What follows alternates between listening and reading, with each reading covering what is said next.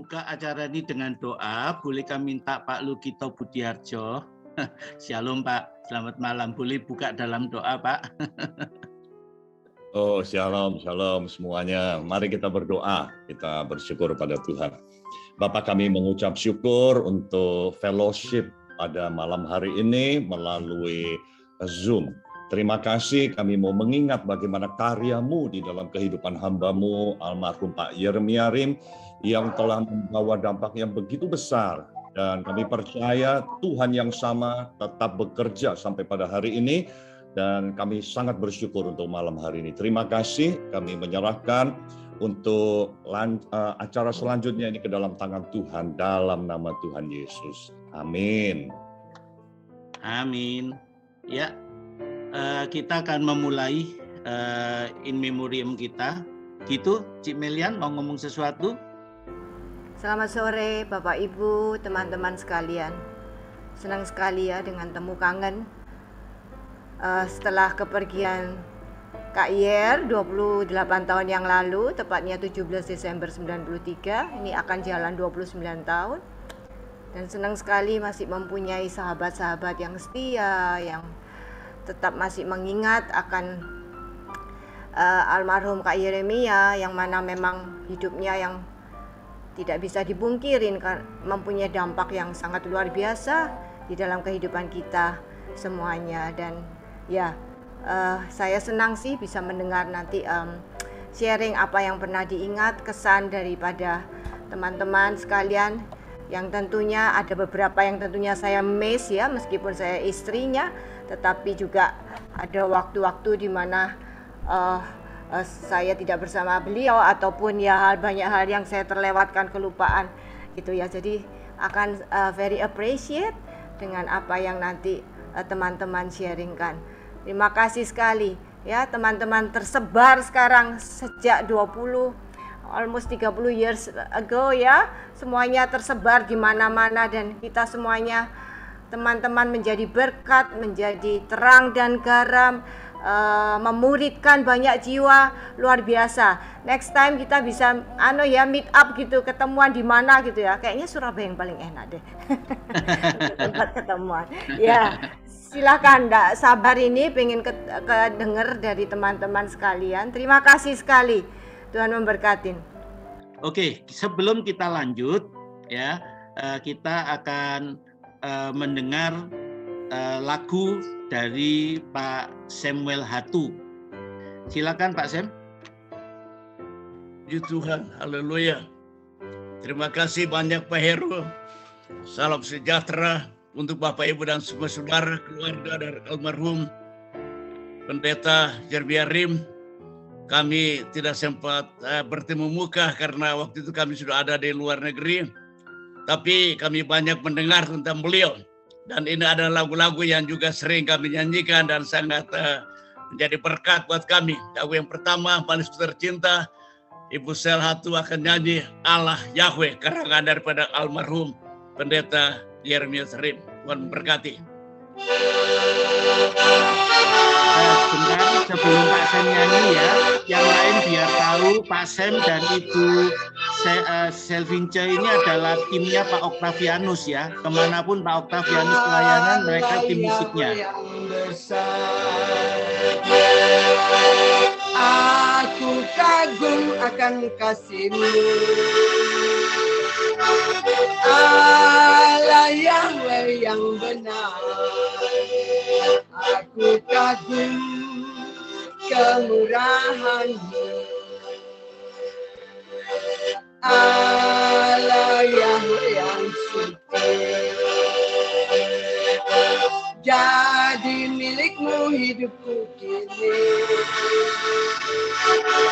Allah Yahweh Maha Tinggi. Pakailah hidupku saat ini, Kau angkat aku dari kebinasaan, Kau tebus aku dari kesia-siaan. Harga diri Kau berikan, tujuan hidup Kau tunjukkan.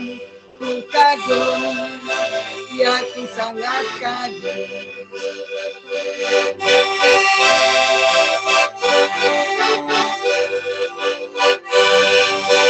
Allah Yahweh yang suci,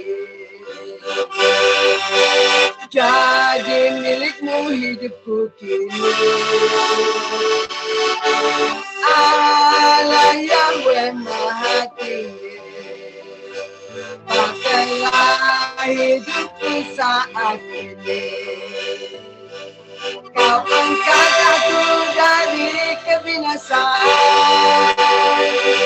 kau tebus aku dari kesia-siaan. Harga diri kau berikan, juga hidup kau tunjukkan. Ku kagum, ya ku sangat kagum. Kau angkat aku dari kebinasaan, kau tebus aku dari kesia-siaan. Hidupku terangkan, kesedihan kau tunjukkan. Ku kagum, ya ku sangat kagum. Ku kagum, ya ku sangat kagum. Amin. Pemenang, haleluya. Puji Tuhan. Yuk semua ikut menyanyi yuk, lagu ini terkenal. Dalam peperangan Atas segala setan, haleluya, haleluya. oh, haleluya, pemenang.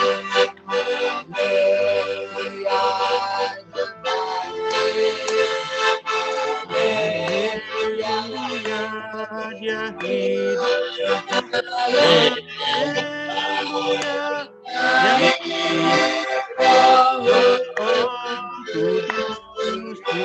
Lagi haleluya. Menang bersama Yesus Tuhan, menang di dalam peperangan menang atas segala setan. haleluya.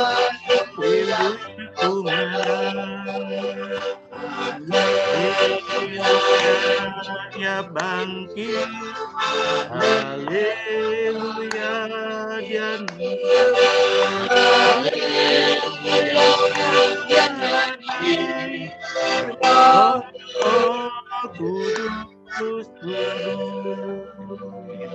Tuhan memberkati Pak Heru dan semua saudara. Iya, luar biasa. Yang dinyanyikan tuh 2 lagu karangannya Kak Yet ya. Oke, kita akan masuk ke, silakan Pak Sony. Baik, selamat malam Bapak-Bapak, Ibu-Ibu. Selamat malam Cemelian, Selamat malam. dan Johanna.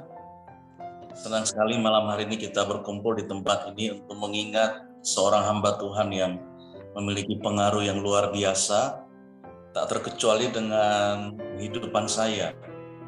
Saya dulu bisa mengenal Kak Yer sebenarnya ketika saya masih kuliah di Malang, dan ada seorang rekan mahasiswa yang mengundang saya untuk menghadiri KKR mahasiswa di Kota Malang sekitar tahun 88. Ketika saya menerima brosur dan melihat foto di brosur yang akan berkhotbah, saya begitu kaget. Ini luar biasa yang berkhotbah ini, karena wajahnya berewokan dan saya belum pernah melihat hamba Tuhan seperti itu.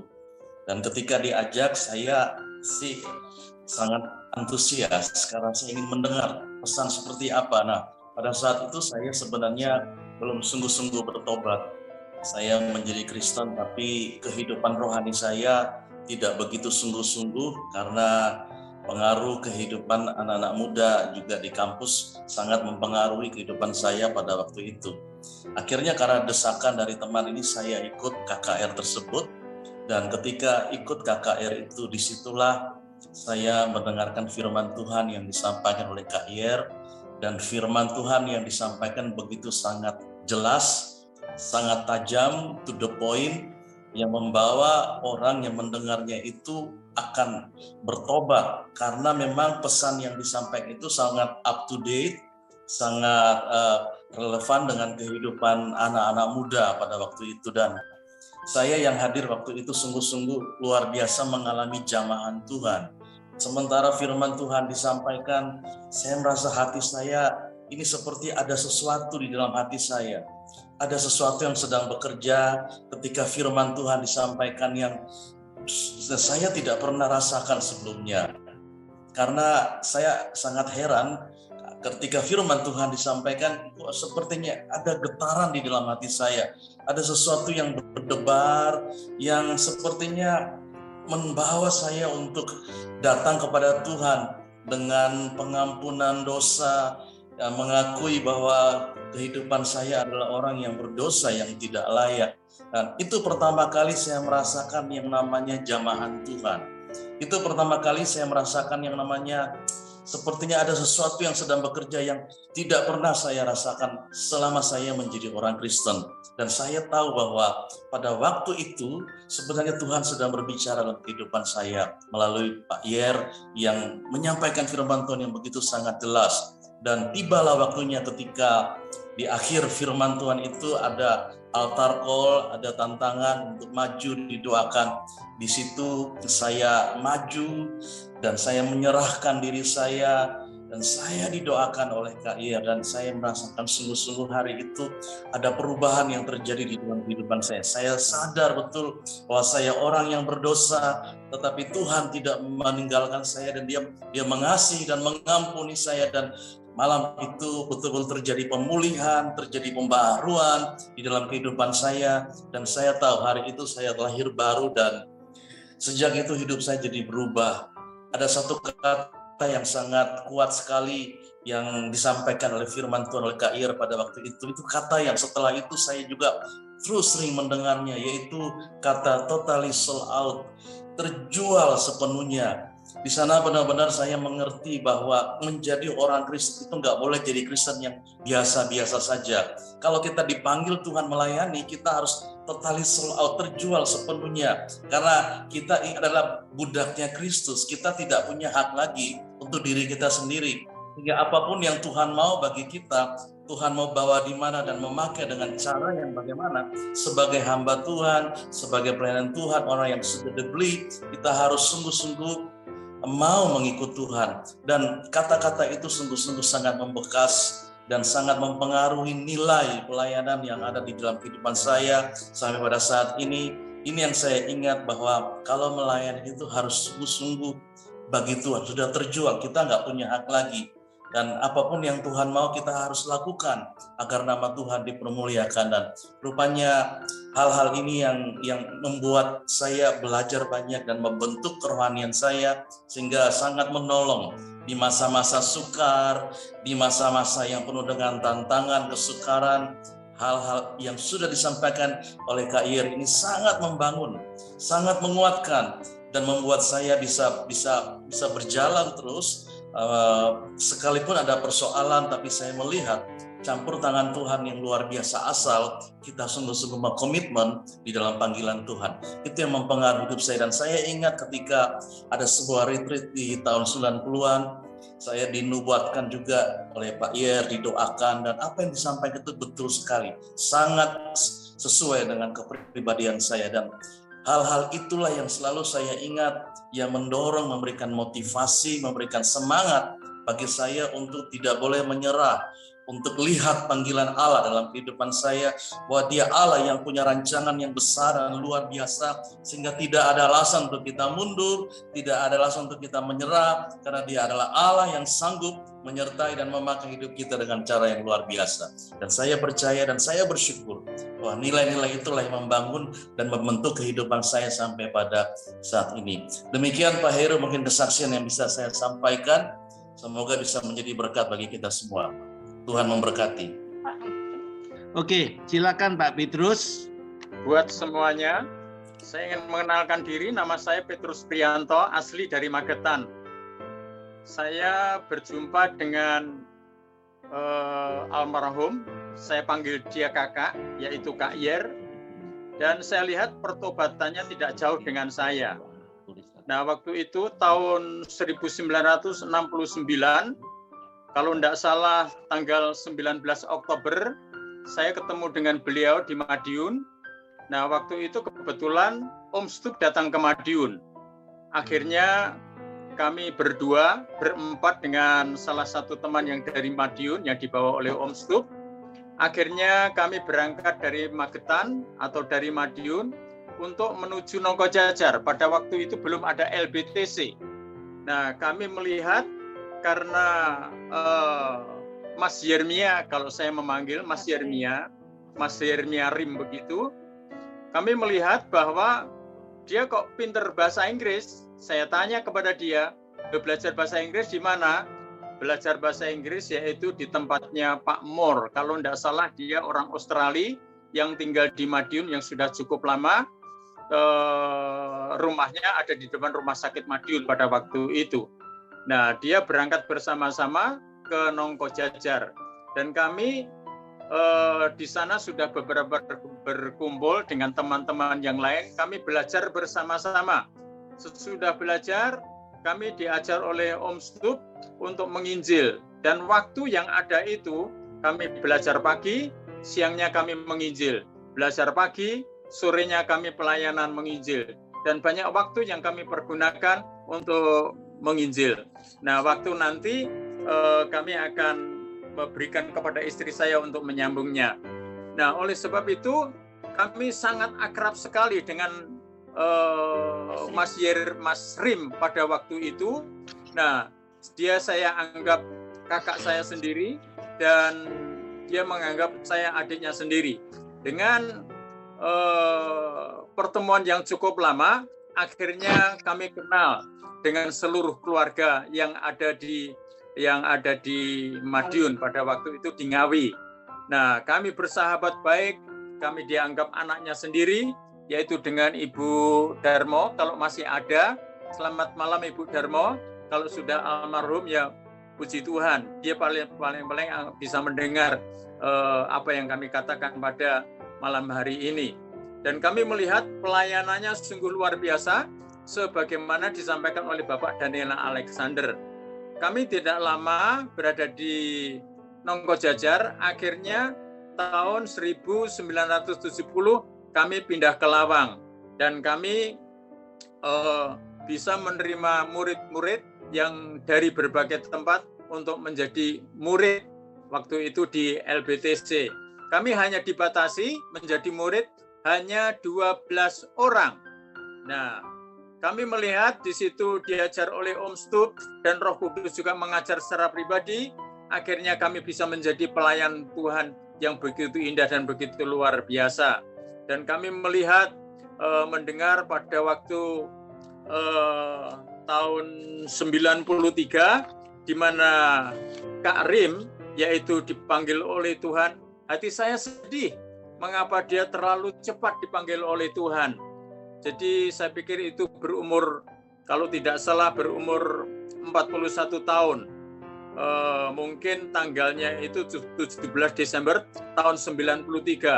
Itu pertemuan terakhir saya sebelum dia dipanggil oleh Tuhan. Saya datang kepada dia, menyampaikan pesan-pesan Tuhan kepada dia, terus dia menasihati saya. Yang penting imannya Depri tetap kuat untuk menghadapi kesulitan hidup di dalam dunia ini. Dia terus mendorong saya untuk tetap di dalam panggilan Tuhan. Sehingga sampai hari ini pun saya berumur 70 tahun masih bisa melayani pekerjaan Tuhan dan tugas saya ada di Kalimantan Timur. Nah, silakan istri saya untuk menyambung. Shalom, semoga tidak lewat dari 5 menit. Sesuai yang disampaikan oleh Koden tadi, saya tergabung di dalam tim yang ke Manado itu hanya saya bersama kakak ipar saya sekarang ya, Bapak Pendeta MZ Suwinta dari Magetan dan almarhum Bapak Pendeta Alex Suarita. Kami bertiga naik kapal atau Om Sondak saya lupa yang disampaikan dari Jalan Tuntas tadi. Kami berangkat ke Manado bersama Koden dan tim akhirnya terpecah menjadi beberapa ya 3 kelompok dan Kohden pulang duluan.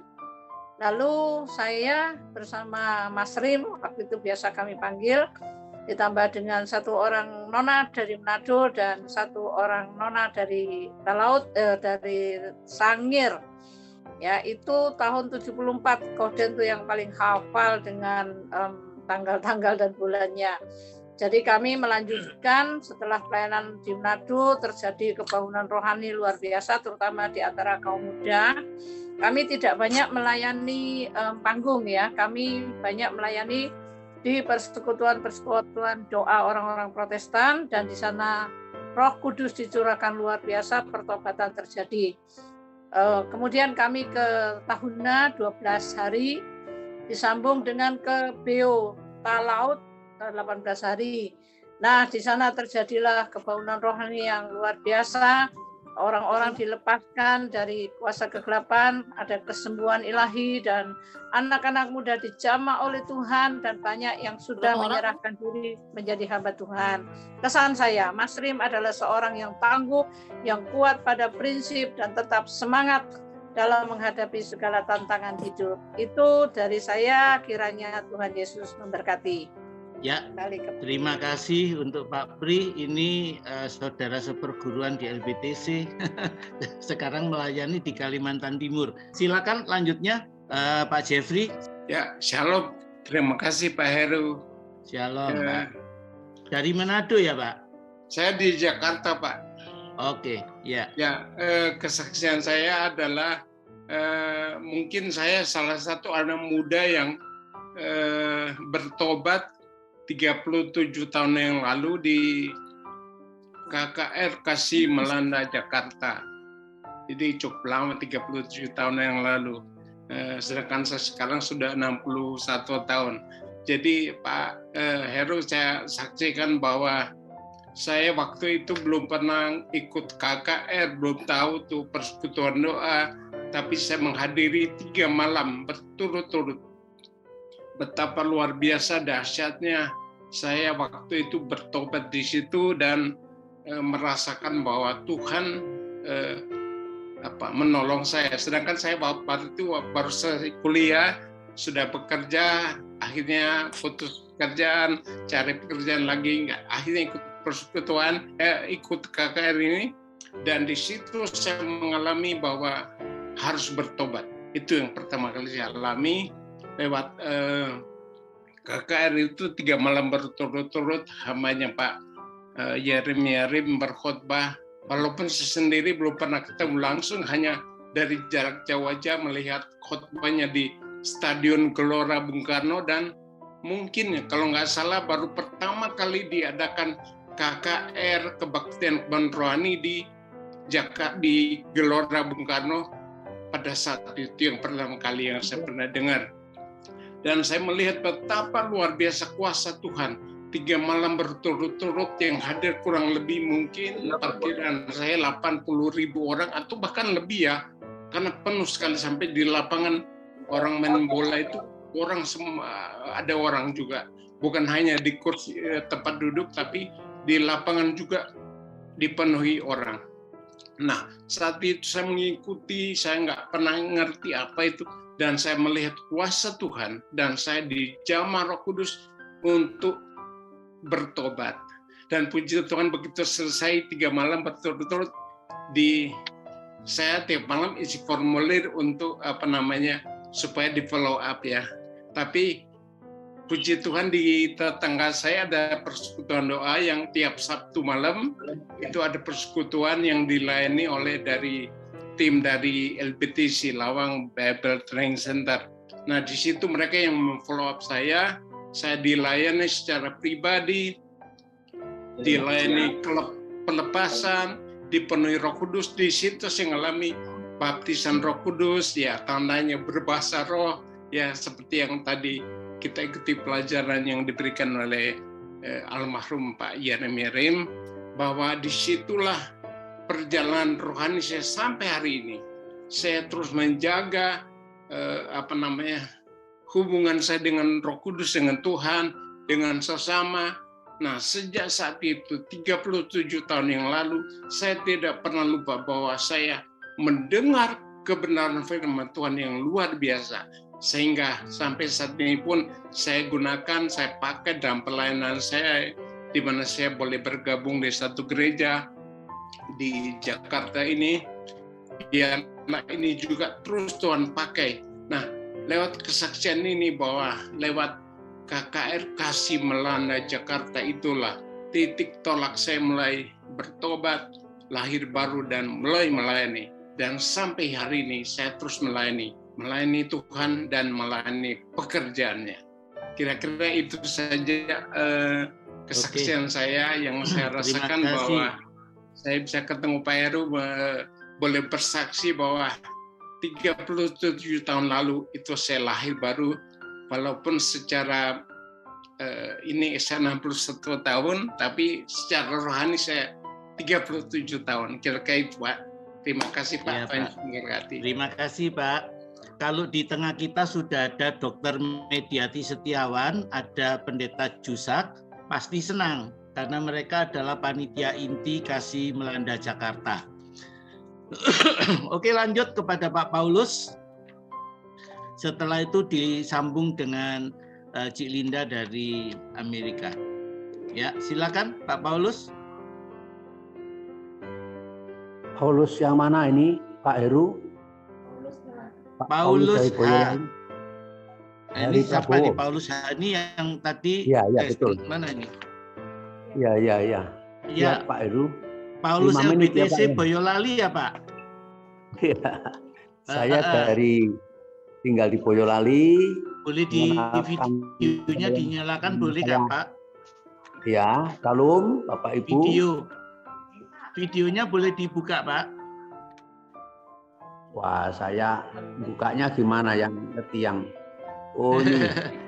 Iya. Nah, ini saudara-saudara seperguruannya Kak Iyer ini, Suheng sama Sute ini. Silakan, Pak. Ya, terima kasih. Salam, selamat malam Bapak Ibu Saudara. Ya, perkenalkan nama saya Paulus Hari Prabowo, asal dari Malang tapi pelayanan di Boyolali di Gereja Kristen Baitani di Karanggede Boyolali. Puji Tuhan, mohon di cross check Bu Melani, Pak Heru, kurang lebihnya dari sosok Yeremia Rim almarhum yang kami kenal. Yang pertama tahun 60, kalau nggak salah tahun 68 atau 69 saya ketemu di Madiun. Beliau ini seorang yang aktif, anak muda, aktivis anak muda dalam penggembalaan Pendeta Eliezer Wangasta Putra di Jalan Sendang nomor 2 Madiun dari Gereja Pantai Kosta Immanuel. Saya minta tolong, saya panggil adik karena usianya dia lebih muda, tolong dirim, doakan, saya punya namanya Pak Purnomo lagi sakit di Desa Taman Madiun. Dan beliau ngajak beberapa temannya anak muda, ya, mendoakan. Saya punya saudara itu, saya. Yang kedua, ya, puji Tuhan.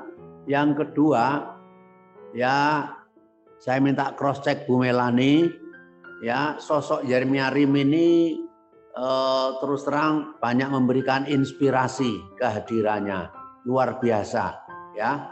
Usia saya sekarang ini nanti 28 Agustus 76 tahun, tapi saya banyak mendapat inspirasi dari Yeremia Rim ini. Yang pertama kali saya dengar dia keluar negeri, bukan naik pesawat terbang, saudara, tapi naik kapal tongkang dari Sangirta Laut ke Filipina. Itu yang saya dengar. Dan di Filipina seminar hamba-hamba Tuhan, beliau diberi kesempatan kesaksian 5 menit dan Roh Kudus turun luar biasa menjamah para peserta. Dari sanalah Yeremia Rim kemudian diundang ke Korea, ke Jerman dan keliling dunia. Itu yang saya dengar, mohon cross check Bu Melani, ya. Yang kedua, waktu dia di Amerika, Yeremia Rim ini mengalami kecelakaan, ya. Naik mobil, kalau di Indonesia ini katanya jalannya sebelah kiri, tapi di Amerika dia jalan di sebelah kanan, terjadi kecelakaan yang dahsyat. Tapi puji Tuhan, ya, walaupun mobilnya itu remuk rusak, ya, nggak karuan, Yeremia Rim, puji Tuhan dapat ditolong, dan dokternya, salah seorang dokter yang merawat dia itu geleng-geleng kepala. Ini mesti ada sesuatu. Akhirnya dia diundang di rumahnya. Kalau nggak salah saya dengar, dia diganti mobil yang lebih baik lagi oleh dokter itu, dan luar biasa. Ya, Bapak Ibu Saudara, yang ketiga, yang terakhir saya mendapatkan satu kesukaan nyanyian dari Yeremia Rim. Itu lagu pujian, ya. Beriku hati untuk menyembahmu. Beriku hati untuk menyembahmu. Beriku hati untuk mengasihimu. Beriku hati memujimu dan mengasihi Engkau seperti wanita yang datang mengurapimu. Itu salah satu kesukaan Yeremia Rim. Dari mana saya dapat tahu? Waktu saya tahun 95 pelayanan ke Medan, saya dijak mampir saudaraku pendeta Tampu Bolon di Gembala GBIS Duri Sebangak Rio. Pak Paulus tak setelkan videonya Yeremia Rim. 95 mungkin beliau sudah almarhum, tapi saya dapat berkat luar biasa, yaitu dia melayani di salah satu hotel di mana tempat itu. Dia menyanyikan lagu itu, dan lagu itu sangat menyentuh kami. Di hari-hari saya memuji, menyembah, melayani, selalu saya pujikan. Itu salah satu lagu kesukaan Yeremia Rim. Beriku hati untuk menyembahmu. Itu saja cerita sedikit kesaksian dari kami. Untuk Bu Melani mohon di cross check Pak Heru kurang lebihnya, kiranya memberkati para pendengar. Tuhan memberkati. Shalom. Ya. Shalom. Terima kasih Pak. Oke saudara, ini sekarang Bu Linda, habis itu Pak Joseph Pratana, terus kemudian Pak Victor sama Pak Silvanus. Tapi yang nomor 9 nanti Bu Monica. Bu Monica ini cuman punya waktu jam 7.30 karena sedang pelayanan di Manado. Jadi minta tolong supaya setelah Bu Linda, kalau bisa Bu Monica dulu ya, Pak Joseph mundur satu ya. Habis itu baru Pak Joseph. Ya, silakan Bu Linda. Hello everybody, hello May. Halo. Kenangan Yeremia Rim sama saya agak lain ya. Soalnya saya tahu Bu Linda, kenalkan diri dulu. Bu Linda ini anaknya Pendeta Stefanus Damaris. Salah satu tokoh legenda yang lain, saudara. Ya, saya Linda. Sekarang nama family namanya Maja ya. Dan saya tinggal di Virginia, Amerika. But anyway, saya tahu Yeremia waktu saya masih kecil. Waktu Yeremia belum jadi penginjil besar. Jadi kenangannya sebelum, before Yeremia Rim, the big Yeremia Rim. So, waktu itu mungkin saya umur 7-8 tahun. Kita sekeluarga pergi keluar kota. Waktu kita pulang, tetangga saya bilang, ada anak muda duduk di depan rumah seharian penuh sampai malam, nunggu.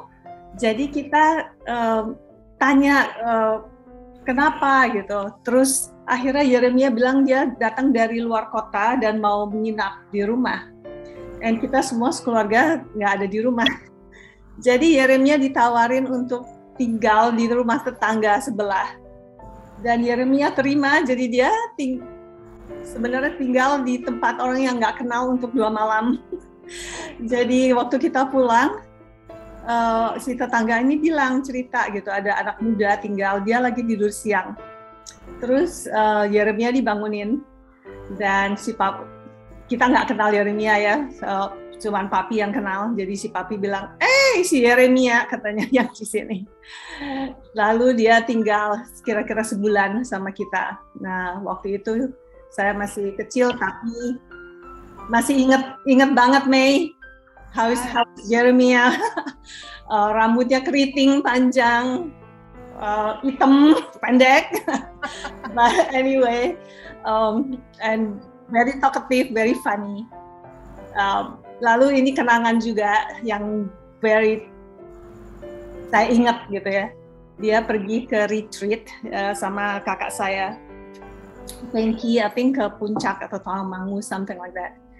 Lalu dia pulang, dia cerita banyak, terus dia kasih lihat salib kecil dari plastik. Oh, senangnya bukan main. Dia bilang, Tante, ini salibnya glow in the dark.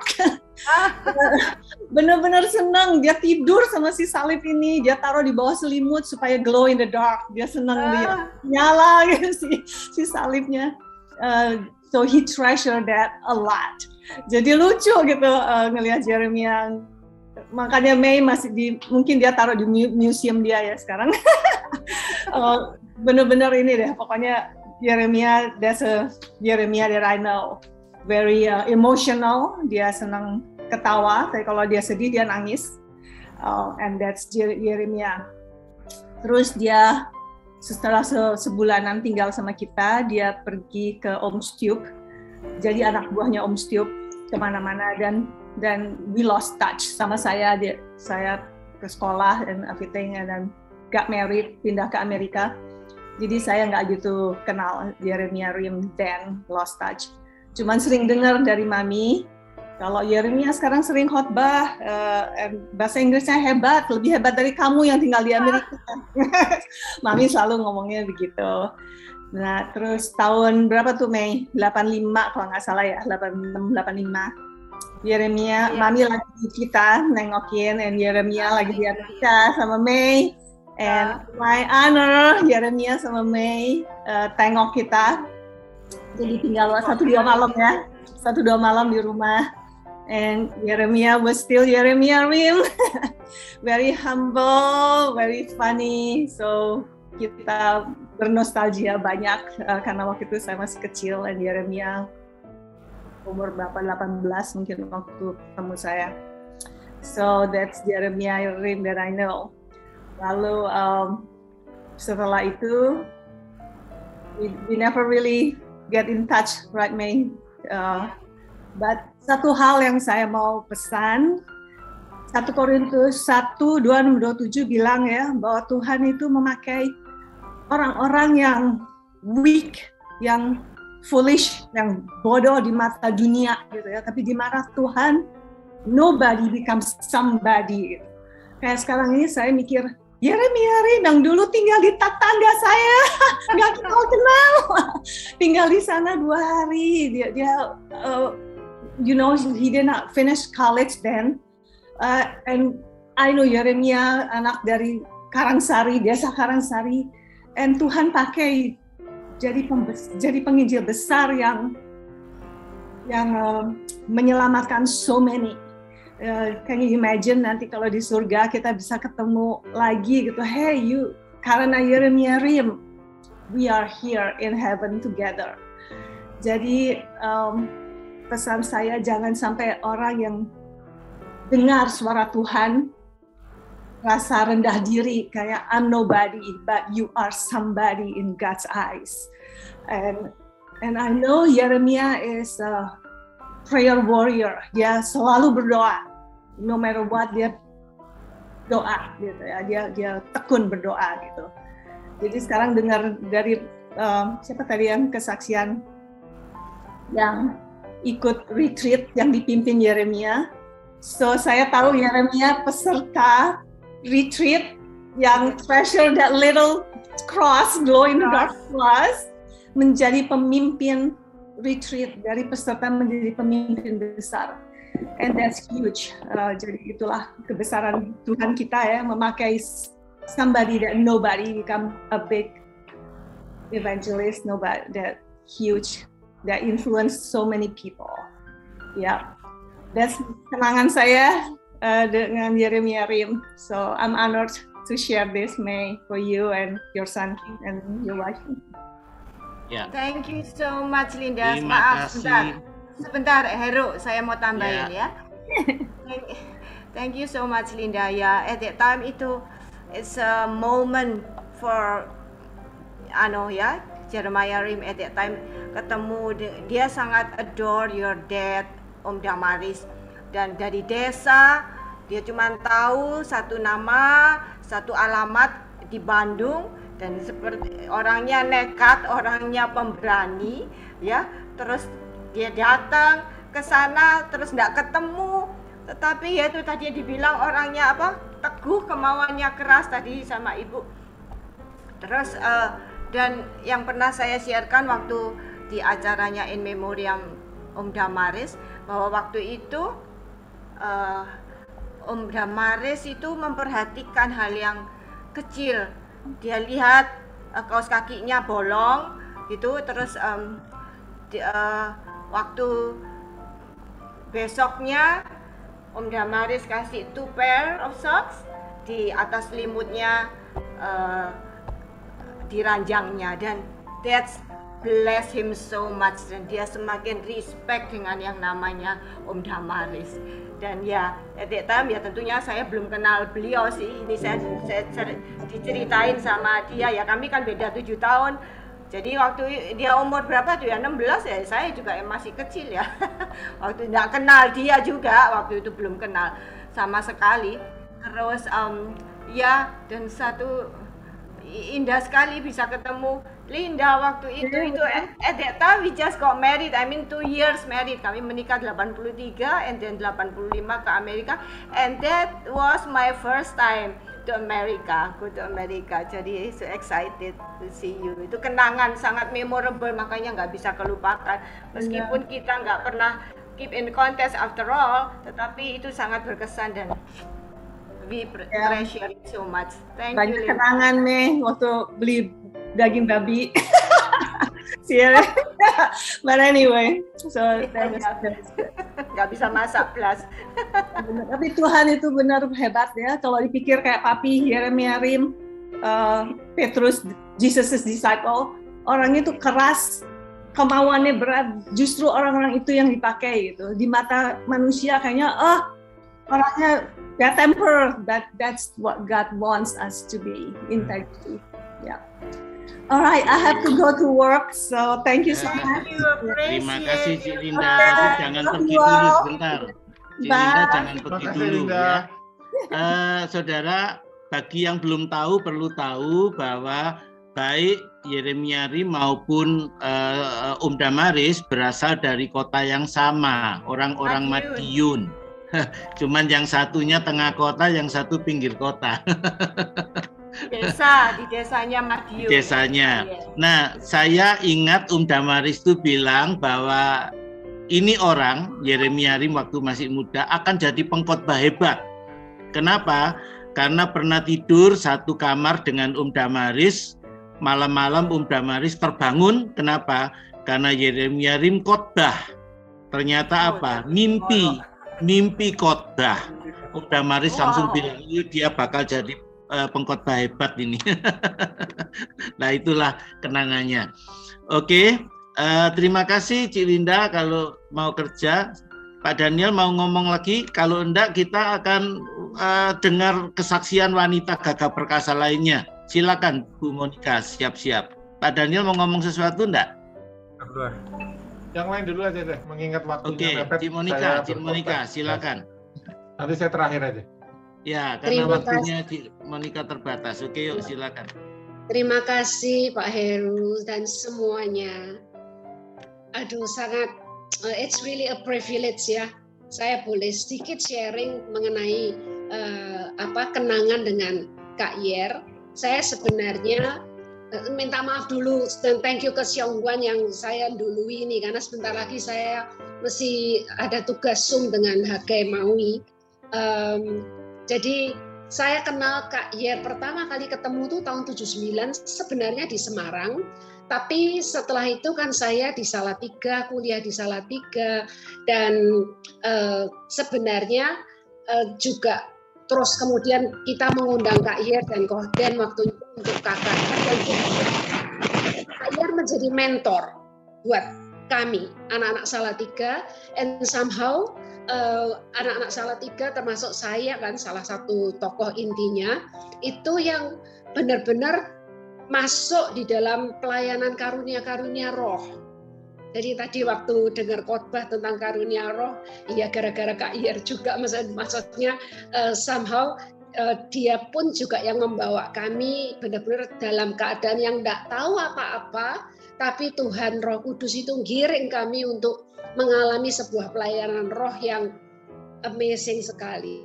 Nah, yang saya ingin sampaikan mengenai Kak Iyer, yang saya kagumi, tapi yang juga waktu itu kalau kita sama-sama, kan dia mentornya kita ya, orang-orang, saya kan kuliah di Satya Wacana, mentornya anak-anak Salatiga, PDOS, Persekutuan Doa Agama Salatiga. Kita ini ya rada kayak deg-degan, karena apa?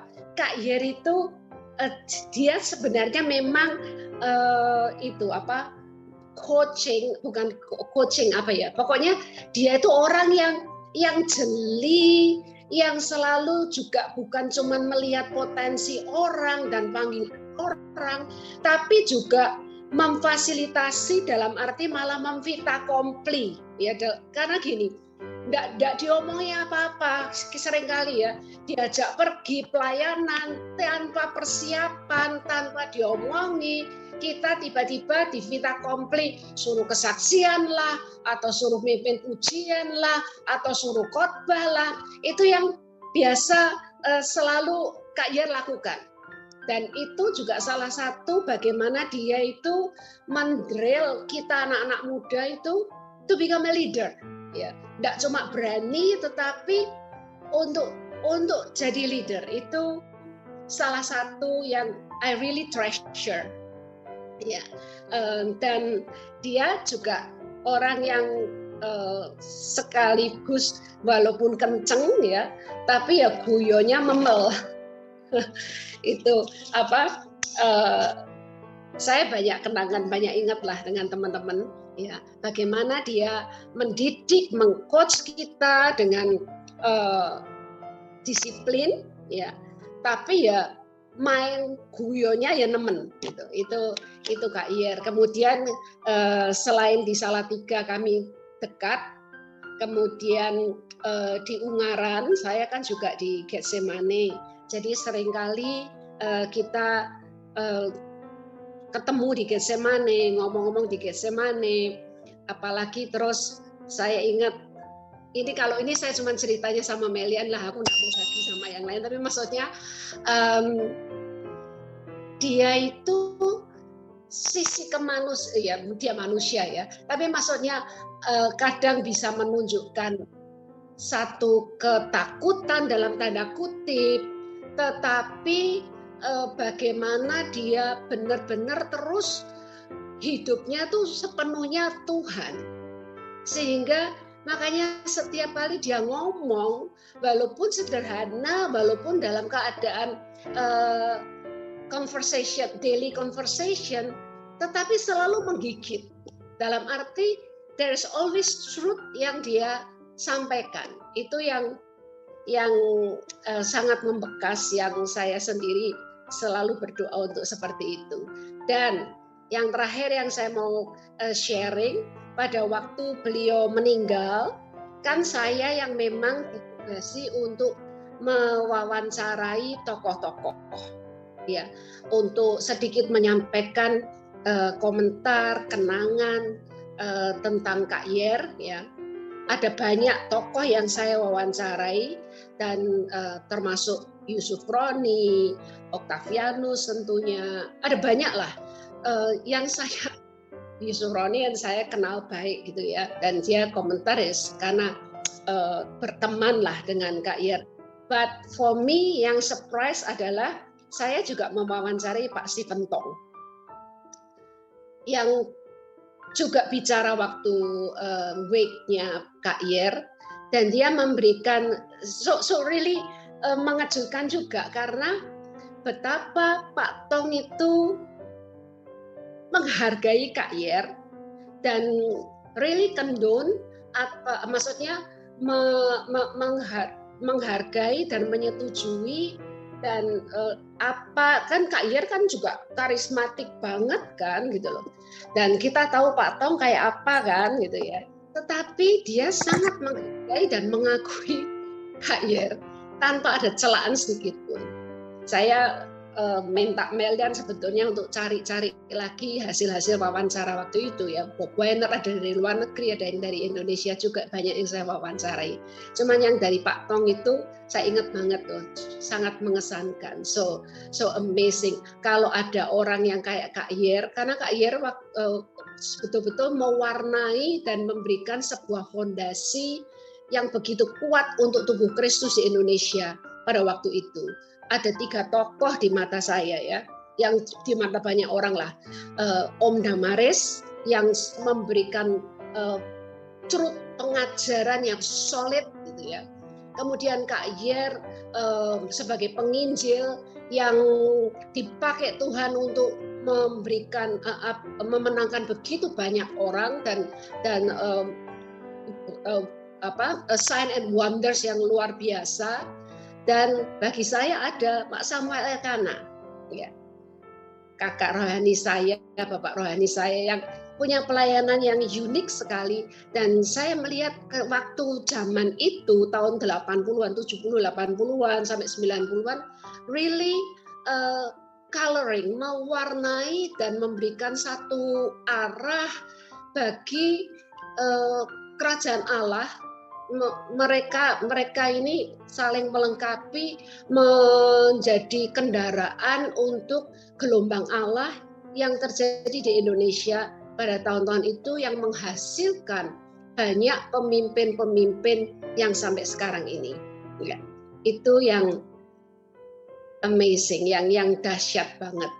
Itu yang saya selalu juga sekarang berdoa, Tuhan ayo bangkitkan lagi orang-orang yang memang Tuhan pakai, dikendarai Tuhan untuk membawa kembali gelombang Allah untuk bangsa Indonesia. Terima kasih banget ya. Saya share, saya kira ini 5 menit dan saya harap ini memberkati kita semua. Dan yang paling utama, ayo kita teladani Kak Yer dengan segala, dia selalu wawasannya begitu luas dan walaupun nggak sekolah formal, but he is very very smart and he is the true leader. Oke, terima kasih. Oke, terima kasih. Ya. Buat semua orang yang pernah jadi timnya Kak Yer, jangan heran kalau pernah ditunjuk jadi pengkhotbah dadaan. Itu memang caranya membentuk orang begitu. Jadi bukan jadi tim yang santai-santai. Sewaktu-waktu disuruh khotbah, itu biasa itu.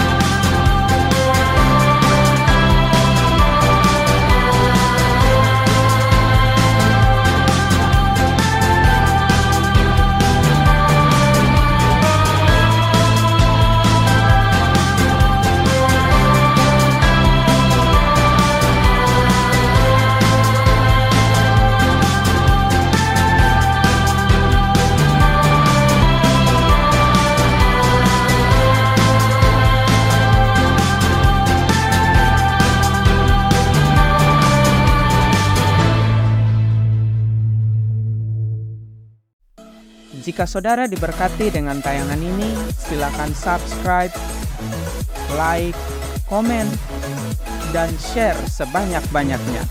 Terima kasih.